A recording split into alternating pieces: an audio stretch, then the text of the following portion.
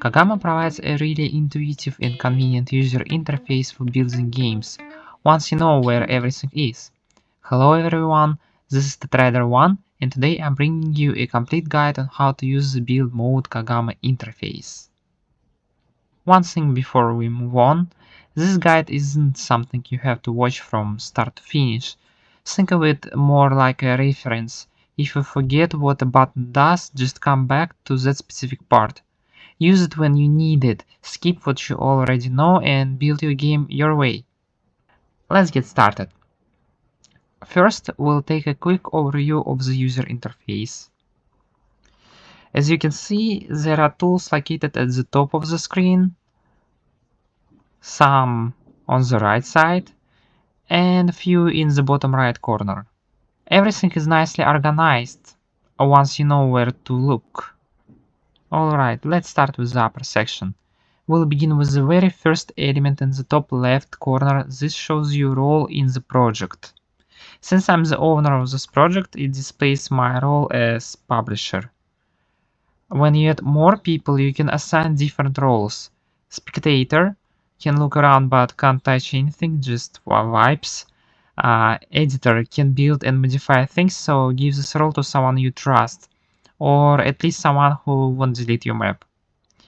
Co-owner, basically your right-hand person with almost full control. Choose wisely.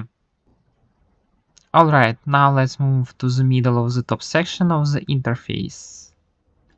Here you'll see four very important buttons: Edit Cube, Delete Cube, Paint Cube, and Pick Color. These are basically your main tools, the ones you'll be using all the time.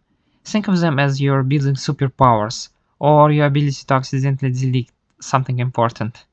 Don't worry though, we are going to take a closer look at each of them in detail. Let's start with the very first tool, Edit Cube, hotkey 1 on your keyboard. This is the tool you'll probably use the most while building, like 90% of your time will be spent here. Let's test it. By clicking the left mouse button, you can place a block just like this. Yeah. Once it's placed, you'll notice different handles around it. You can move the sides to stretch it up or down. Adjust the corners to reshape it. And use the middle handle to change the overall size, basically controlling the volume of the block. And if you keep dragging, you can even extend it further and create multiple connected blocks in one go.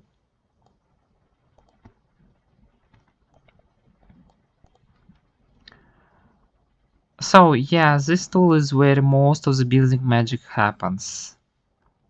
Next we have the Delete Cube tool, hotkey 2 on your keyboard. The name kind of explains itself. This is what you use when you want to remove a block. Whether you made a mistake or just changed your mind, this tool is here to fix it. Let's test it on the blocks we just created. Simply left click on a block and just like that, it's gone. No drama, no questions asked. Very powerful tool and slightly dangerous if you click the wrong thing. Moving on to the next tool, Paint Cube, hotkey 3 on your keyboard. As the name suggests, this is how you change the color of your blocks, because let's be honest, gray cubes get boring pretty fast. First, let's place a few blocks using Edit Cube. Press 1.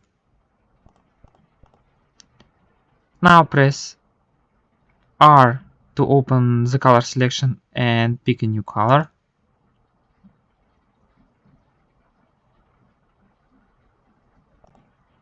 Now press 3 to switch to Paint Cube.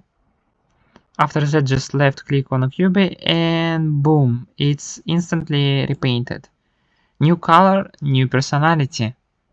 Now let's move on to the next tool, Pick Color. Hotkey 4 on your keyboard. This one is all about speed. It allows you to quickly select a color that's already used in your project. Let's try it out. We already have a few colored blocks here. Simply left click on a block with the color you like, and just like that, you've picked it. Now switch back to Paint QE by pressing 3 on your keyboard and apply that color to other blocks. Easy.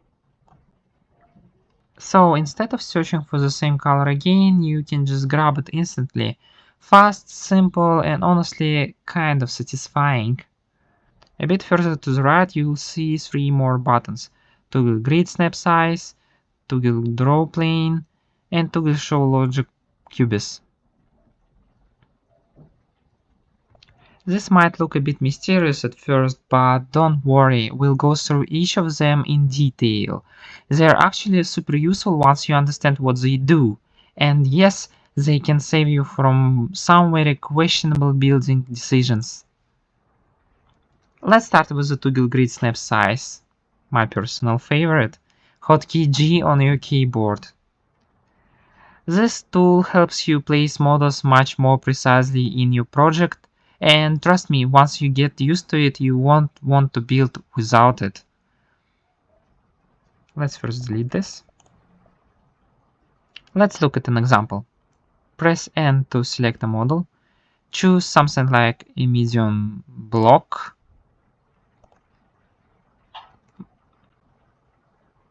Build from it something like floor plate. And try placing it over a larger block. Now, with grid snap turned off, you'll notice the model moves more freely but also less precisely. It's kind of floating around doing its own thing. But when you turn grid snap on, suddenly everything snaps neatly into place. You can align models perfectly with the grid, making your building much faster and cleaner.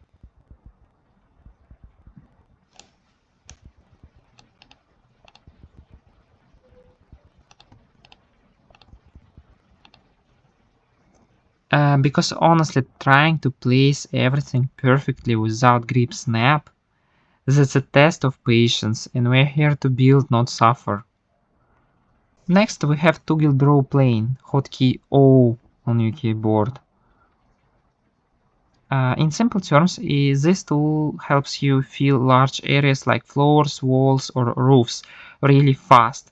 And I mean really fast. No more placing blocks one by one like it's 2010. Let's try it out. Imagine you want to cover a big area with a floor. Turn the Drawplane on. And you'll see blue grid appear. This is your working area. Now just hold the left mouse button and the blocks will automatically fill the entire space. No overlaps, no gaps, just clean, fast building. You can also adjust the plane, move it up or down, and change its position. So it's not just for floors, you can use it for walls, ceilings, basically anything. Like that.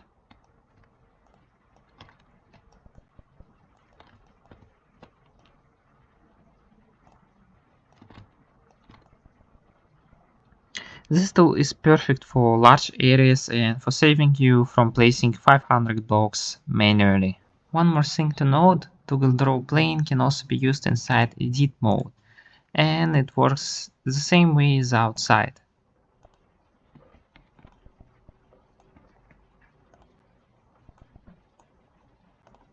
Just like this. Yeah.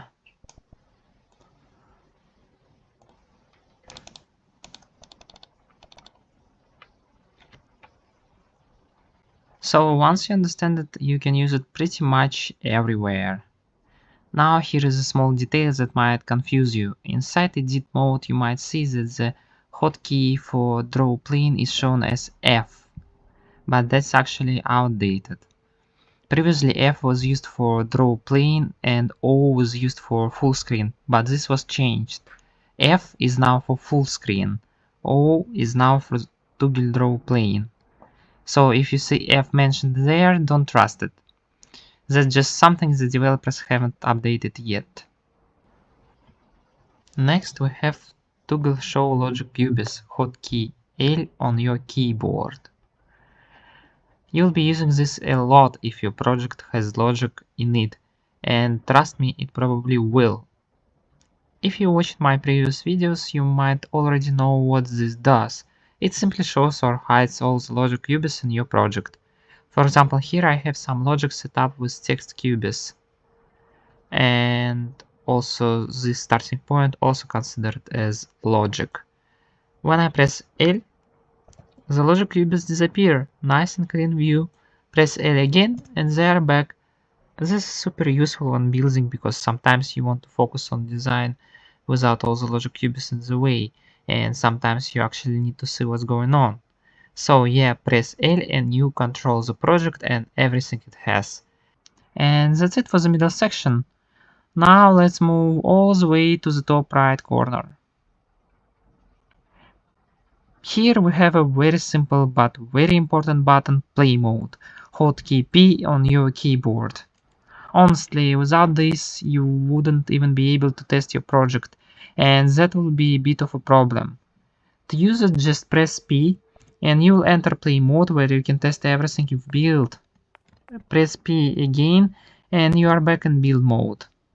Simple as that. Build, test, repeat, and hopefully nothing breaks. Moving a bit down on the right side of the screen, you will find 5 more buttons.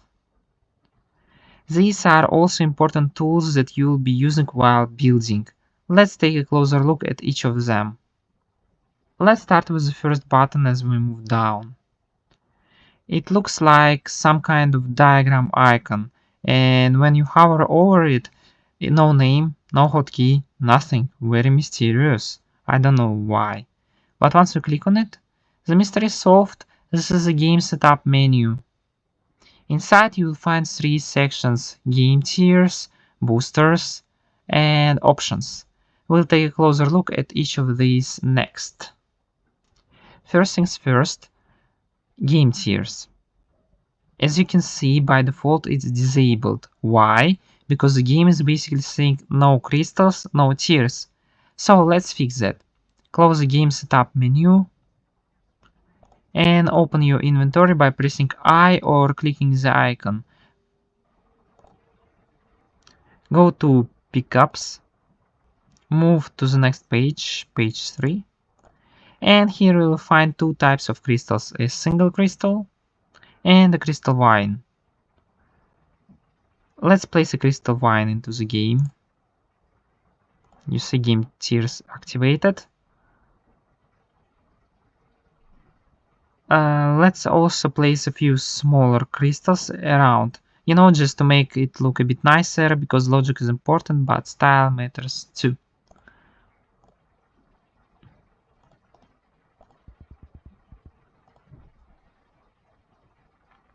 Also, let's delete this. Also, I will put a respawn to them. You can see you can adjust the timing in seconds. Minimum is 30.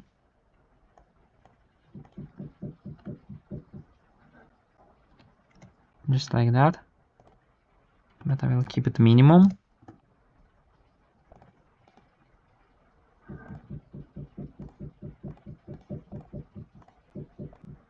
Now let's go back into game setup. As you can see, game tiers are now enabled, so let's open them.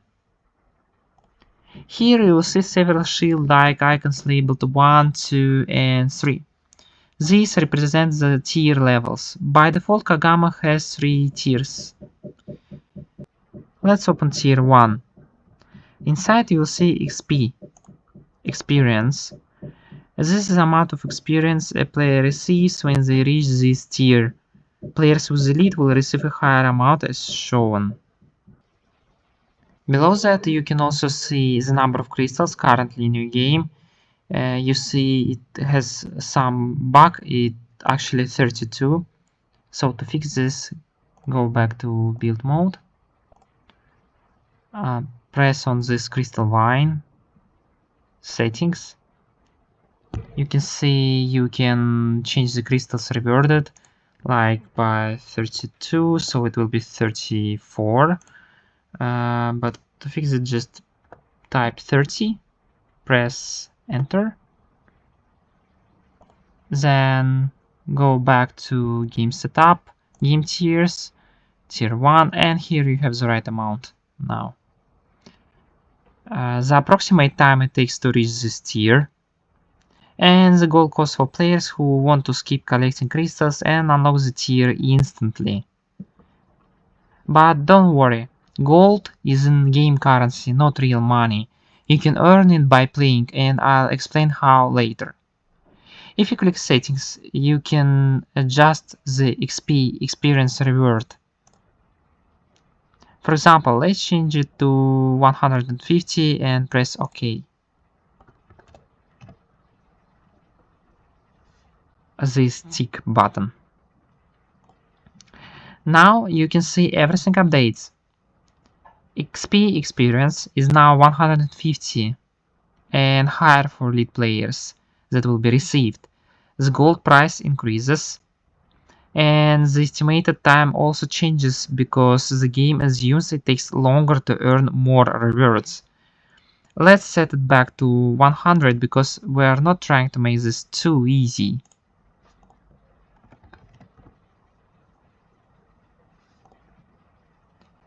In the bottom right corner you will see an option to test game tiers. Let's turn that on. Now close the game setup. Press P to enter play mode and press M to open the menu. At the top of the screen you'll notice a progress bar with sections going from 1 to 2 to 3. This represents the tier progression system. On the left side you can also see the number of crystals collected during the game. Since we enabled testing for tier 1, you'll notice a gray bar. This simulates that we've already collected enough crystals or bought the tier with gold, so we are currently at tier 1. Now if we try collecting crystals, you'll see the counter increasing. But nothing actually happens, that's because we're still in build mode. This system only fully works after you publish your game. So right now it's just a preview. What would happen if this were a real kind of situation? Let's go back into build mode and open game setup again. Then go into game tiers. If we open tier 2, you'll notice that most of the settings are the same as tier 1. The main difference is the amount of experience you get when reaching this tier, and of course you can adjust it. Usually higher tiers give more XP experience. You can also set a lower amount, but that would be a bit suspicious, not gonna lie.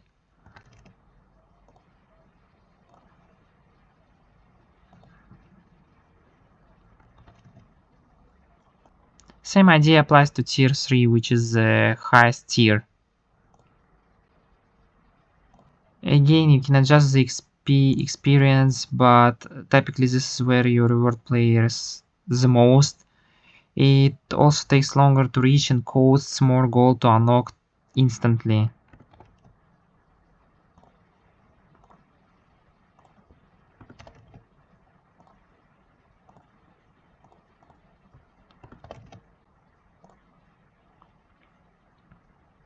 And just like before, you can test each tier in game.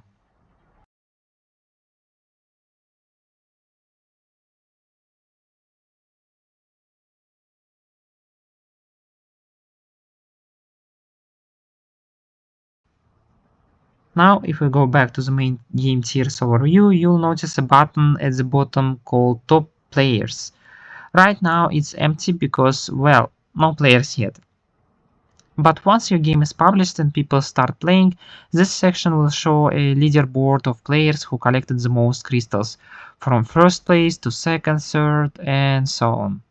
So yeah, future competition starts here. Alright, we've talked a lot about how to set up game tiers, but why do we actually need them? Well, this is a pretty big topic, but in short, game tiers make your game more interesting and give you a lot more possibilities. They add progression, which makes players actually want to keep playing instead of leaving after 5 minutes.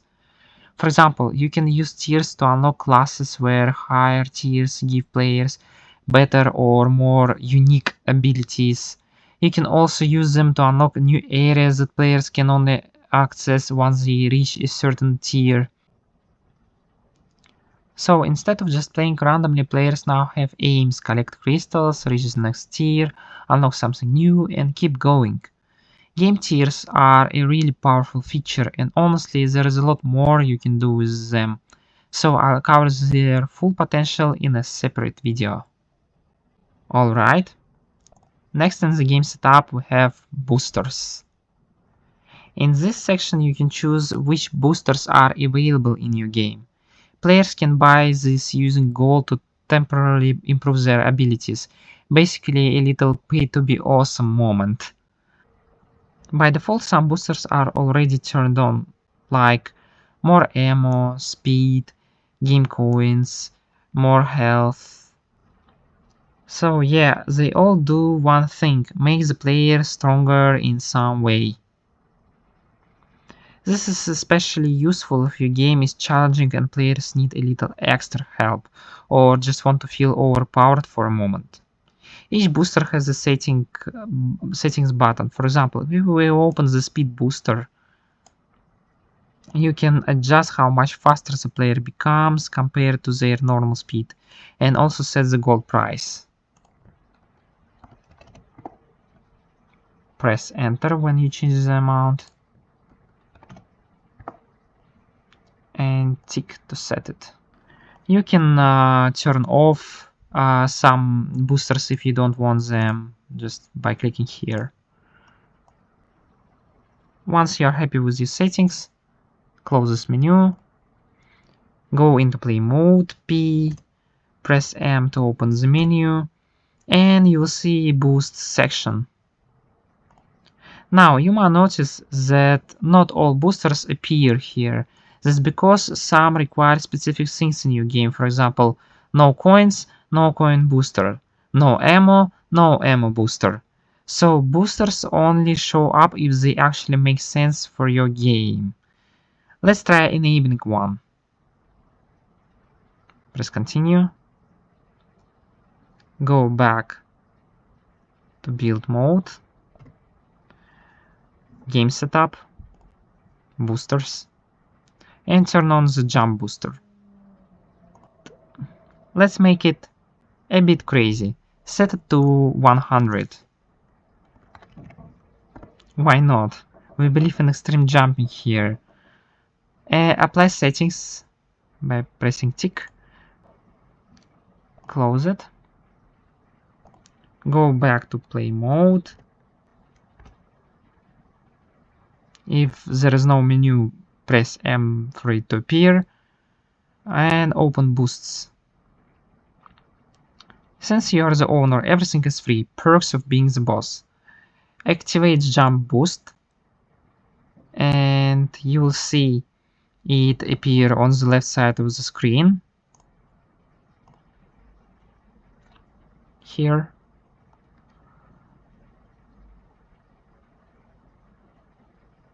Now try jumping, and yeah, you're basically flying now. You can reach almost anything, and that's because boosters work.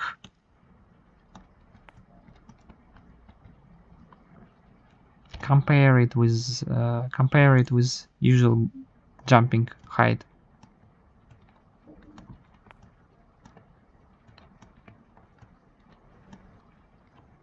We have one more section in game setup, options. Let's go into build mode. Go to game setup. And here we see options. It sounds like it should have a lot of settings, but when you open it, there is just one. Nice and simple. This option is revive enabled. By default, it's turned off. So what does it do?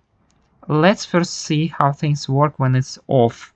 Close the menu and go into play mode. When you press K to respawn, you will return either to the spawn point or to the last checkpoint if you have one in your game. So let's put 1 here. It's logic, in tab logic.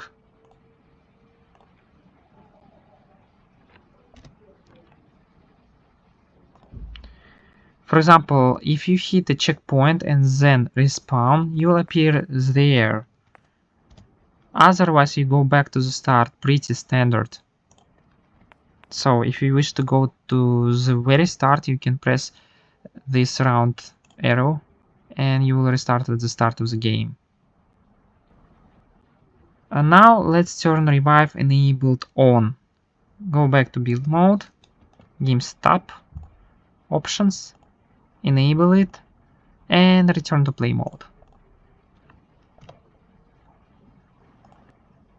Now when you press K, something different happens. A window appears asking if you want to revive at the same spot where you were.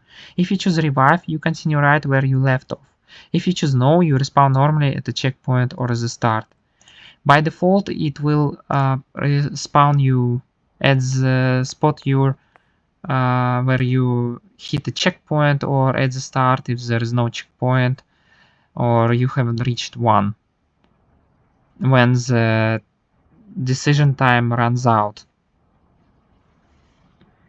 This is actually a really useful feature, especially if your game doesn't have many checkpoints or none at all. It makes the game more forgiving and saves players from restarting everything. Let's see it. Let's say we reach some kind of point, we press K, and we want to revive here. So you see, you revive at a safe point, and yeah, this is pretty cool. Also, it works for when you respawning at start. So let's say we reach some kind of spot, like we reached crystals here, and then something like happens and we want to respawn, we press revive, and here we're near these crystals, so no need to start over again. So yeah, less frustration, more gameplay. Let's go into build mode. Moving a bit further down, we have the next button.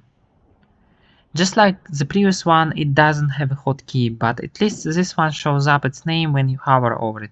This is the theme options menu. The theme options menu controls the overall look of your project, especially the sky and atmosphere. When you open it, you'll see a variety of different sky themes that you can apply. So depending on your game design, you can choose anything from bright and cheerful to dark and mysterious. Let's try one of these themes. I'll go with the classic cloudy sky. Nice and simple. Once you click on it, boom! Your project is suddenly surrounded by beautiful clouds. Instant upgrade. Your game just went from okay to wow, look at that sky. On the left, you can see a preview of the sky. And on the right, you'll find a bunch of settings to customize it. And I mean a lot of settings. You can adjust things like cloud colors on different layers, brightness, contrast, intensity, height, offset. Basically, if you're not happy with the sky, it's now time to make it yours, because you can tweak everything. Now at the top you will also find something really cool. The day-night cycle. Let's enable that.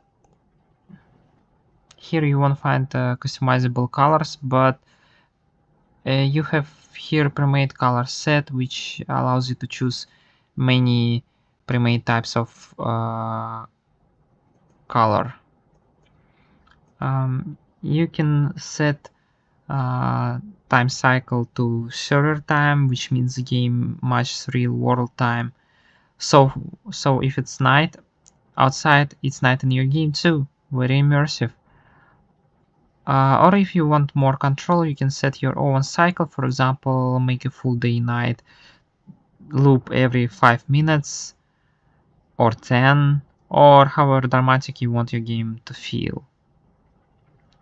You still have all the usual settings here: brightness, speed of the cycle, size, height, and more, so you can really fine-tune the atmosphere. Pretty cool, right? Now, one important thing: this feature usually costs 100 gold. As I noted earlier, I will tell you more about gold later on. Next we have change cube material, and this one actually does have a hotkey R on your keyboard.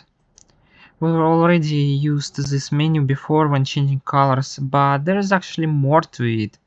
When you press R, you will see multiple pages of different materials, or in simple terms, colors and textures.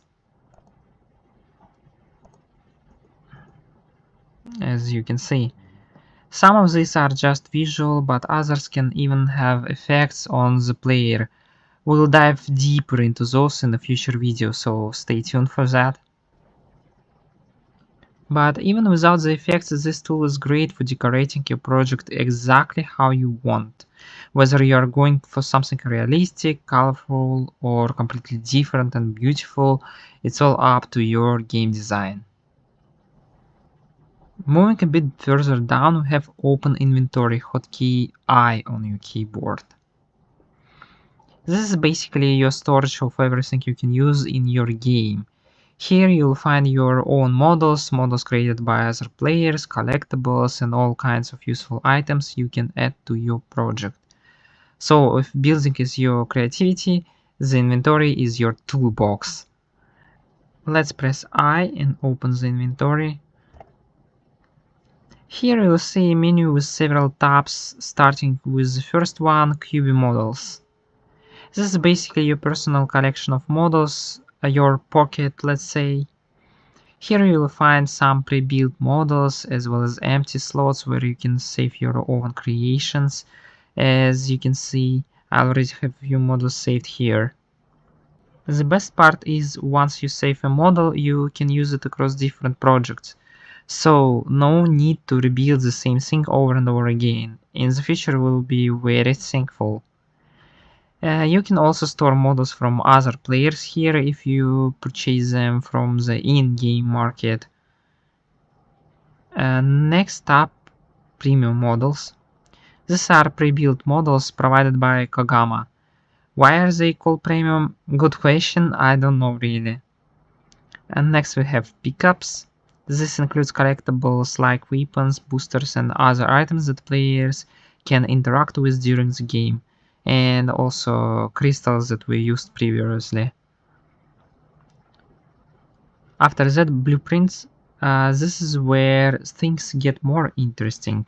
Here you'll find ready-made elements that add functionality to your game, like doors, enemies, teleporters, cars, and more. Basically instant action. Now my personal favorites: logic and advanced logic. The logic tab includes simpler elements like smoke, water, text cubes, checkpoints, flags, and other objects that add basic interaction visuals to your game. And advanced logic. This is where the real magic happens. These are the cubes you use to build more complex systems. If you've seen my previous videos, you probably recognize some of them. And honestly, this is what my channel is all about: teaching you how to use these to create cool and powerful systems. Next in our guide is create new model, hotkey N on your keyboard. We've already used this one before. It allows you to create models of different sizes, basically anything you need for your project. Whether it's a small detail or a massive structure, this is the tool you use to bring your ideas to life. Let's press N on the keyboard. Here you can choose between small,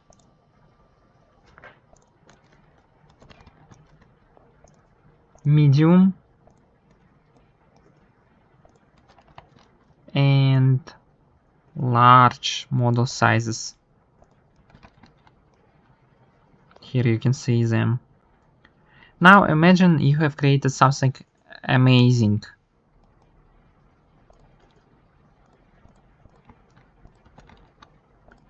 Like really amazing, not like mine here, but you get the idea. Right click on your model and you'll see an option to add it to your inventory. Once you do that, open your inventory. Find your model. And you'll notice a small icon in the bottom right corner that says like information. Click it and you'll get a few options. Delete if you suddenly decide your creation was a mistake. Sell if you believe in your creation and want the world to see it. If you choose sell, you can give your model a name and a description here. Then put it on the market. If it's already there, you can update it or even remove it from the shop. Since my model is on the market, it says update. Otherwise it will say sell. And yes, this is one of the ways to earn gold in the game. But here is a small tip. If you want people to actually buy your model, make sure it looks good, because let's be honest, nobody's buying a cubist that looks like it gave up halfway through.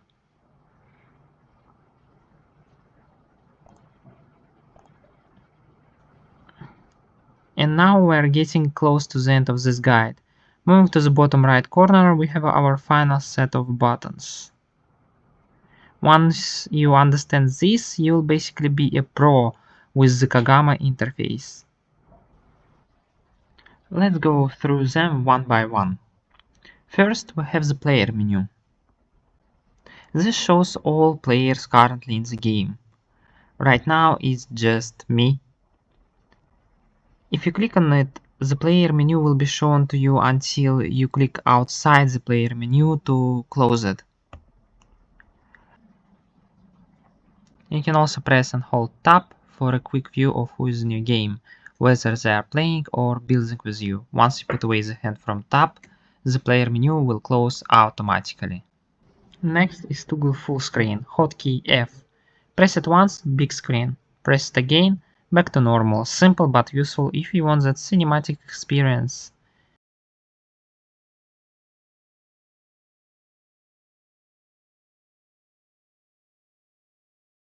Then we have mute sound. No hotkey here, just click it if you want silence. Perfect if your game suddenly becomes too loud. Next is the publish button. This is a big one. Once you are happy with your project and ready to share it with the world, click this. Your game goes live and people can actually play it. No pressure. After that we have screenshot. This is used to create your game's cover image. So whatever you capture here will be the first thing players see.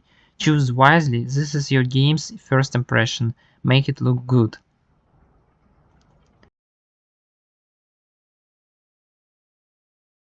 And finally, controls. This is basically your cheat sheet. It shows all the hotkeys and controls for both play mode and build mode. Very useful if you forget something.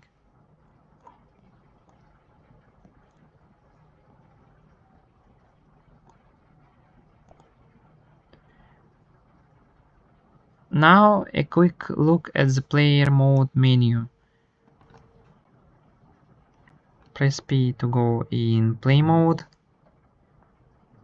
And if this menu doesn't show up, press M, and you'll see several options: play, return to the game, settings, adjust mouse sensitivity and graphics, shop, where you can customize your character with accessories. Yes, fashion matters. Boost, we already covered this, upgrades your abilities. Respawn sends you back to a checkpoint or start. In the shop, you can browse different categories like hats, particles, and more. There is even a filter button to show only the items you already own. Here it is.